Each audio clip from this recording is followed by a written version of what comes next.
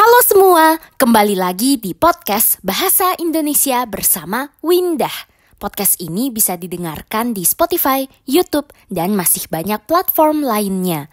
Sebelum kita mulai episode ini, aku mau mengucapkan terima kasih kepada Devlin, Daniel, Don, Taeyop, Arthur, Neo, dan Kimchi Spirit karena sudah mendukung podcast ini melalui Patreon. Semoga podcast ini bisa terus membantu kalian belajar bahasa Indonesia ya.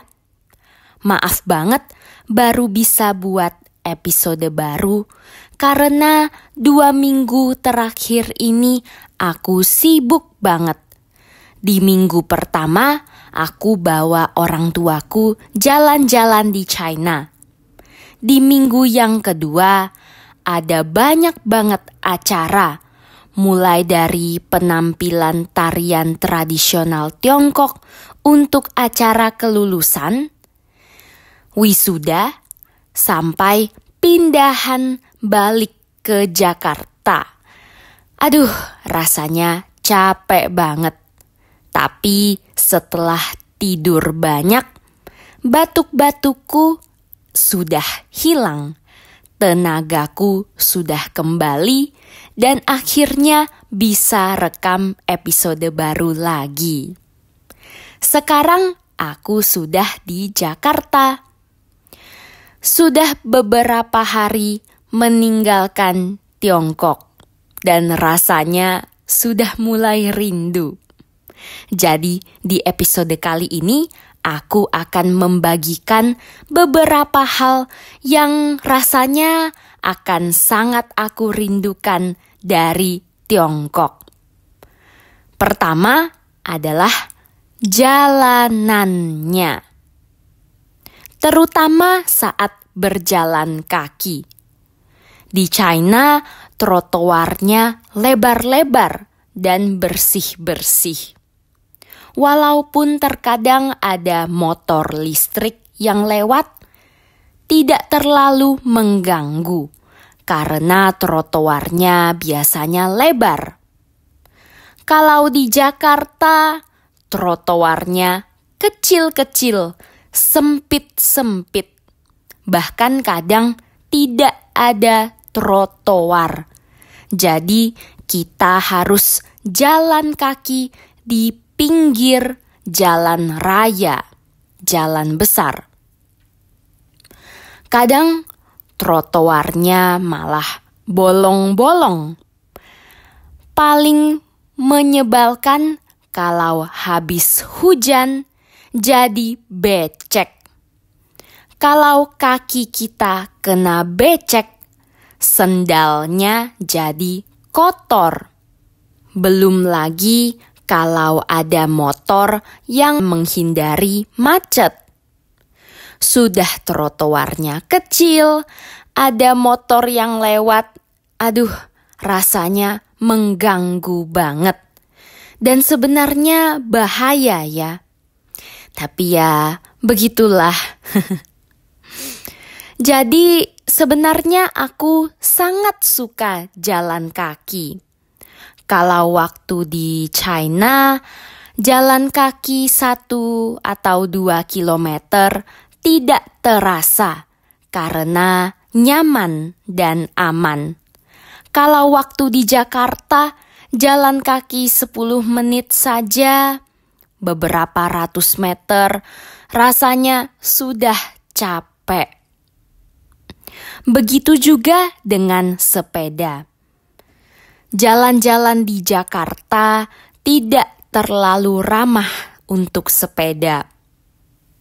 Walaupun begitu, kayaknya nanti waktu kerja aku mau naik sepeda.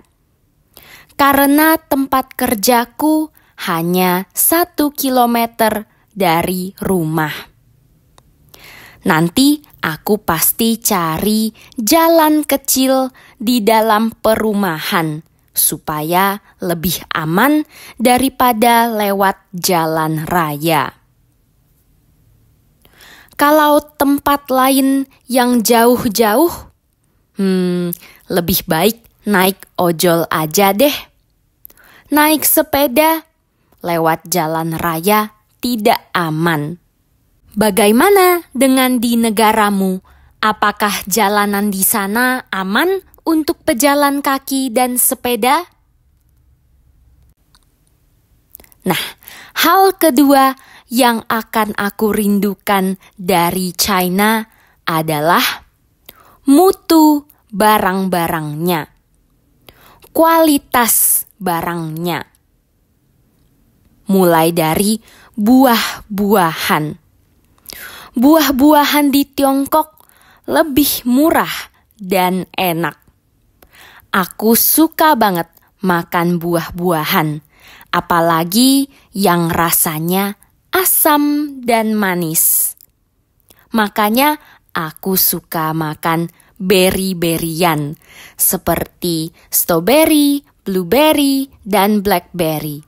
Di Jakarta, beri-berian mahal banget karena kebanyakan dikirim dari tempat yang jauh dan juga diimpor dari luar negeri. Selain buah-buahan, aku juga suka banget pakaian di Tiongkok.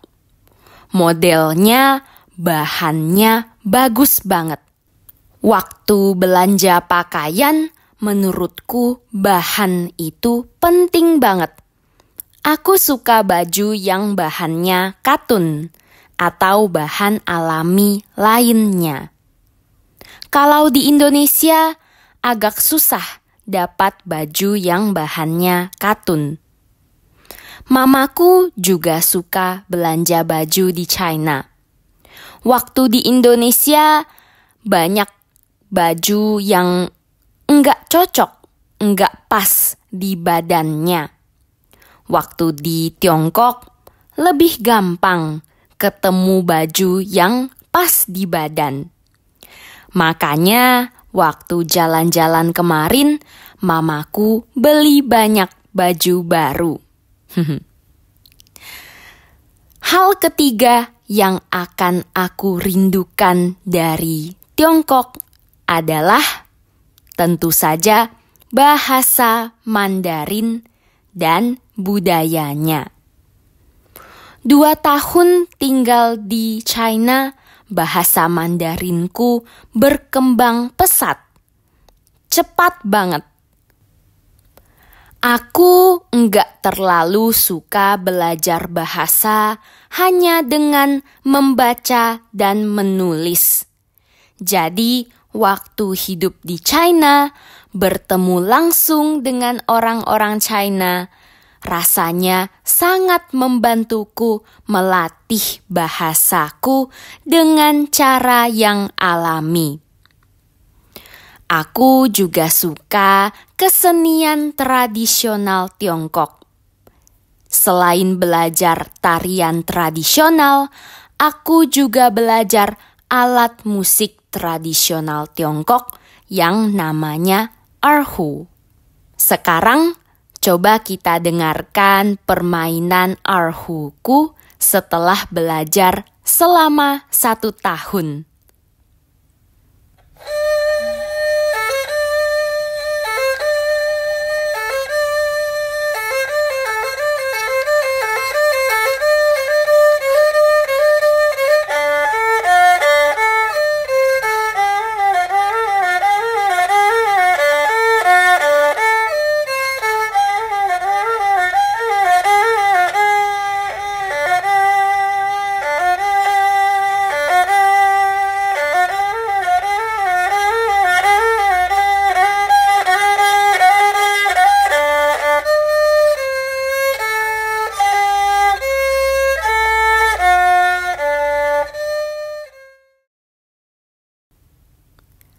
Bagaimana? Semoga enak didengar ya. Masih harus banyak latihan lagi. Aku juga sempat belajar kaligrafi, tapi hangat-hangat tai ayam. Hanya bertahan 3 bulan saja.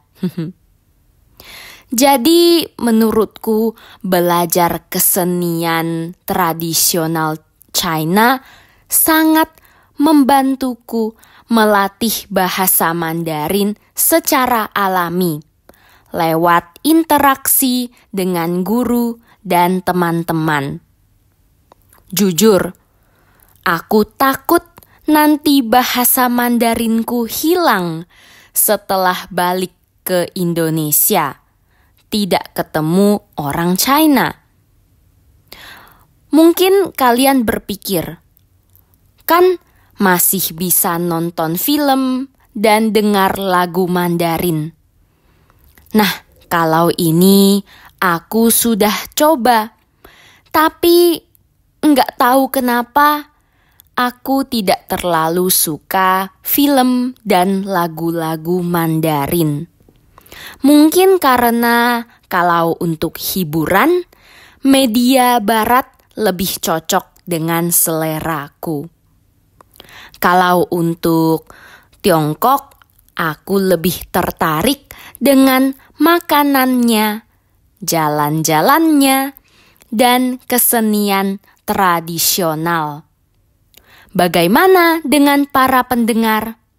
Waktu belajar bahasa Indonesia, bagian dari budaya Indonesia mana yang paling menarik buat kamu? Kirimkan ceritamu ke email podcastbahasaindonesia@gmail.com atau langsung tuliskan di kolom komentar ya. Episode kali ini sampai di sini.